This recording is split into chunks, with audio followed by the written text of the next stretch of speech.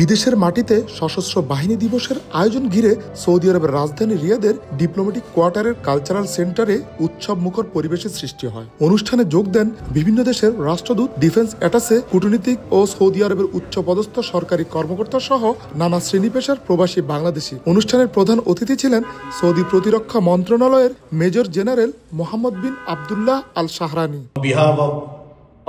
রিয়াদে বাংলাদেশ দূতাবাসের সকল সদস্যের পক্ষ থেকে আপনাদের সবাইকে স্বাগত জানাতে পেরে আমি সত্যিই আনন্দিত। আমরা আজ ৫৪তম সশস্ত্র বাহিনী দিবস উদযাপন করছি।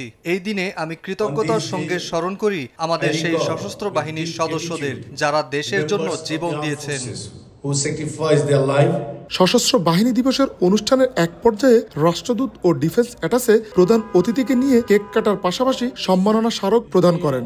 এরপর প্রদর্শন করা হয় সশস্ত্র বাহিনীর ইতিহাস, শান্তি মিশন, সমাজসেবা ও রাষ্ট্রীয় কর্মকাণ্ড নিয়ে নির্মিত একটি তথ্যচিত্র।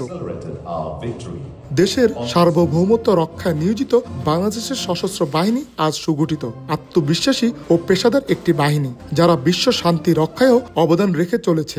সৌদি নেতৃত্বাধীন Islamic military counter terrorism coalition IMCTC এর গর্বিত সদস্য বাংলাদেশ সেনাবাহিনী। এ ধরনের আয়োজন প্রবাসে বাংলাদেশের ভাবমূর্তি উজ্জ্বলের পাশাপাশি দুদেশের প্রতিরক্ষা সহযোগিতায় আরো জোরদার হবে বলে আশা সংশ্লিষ্টদের।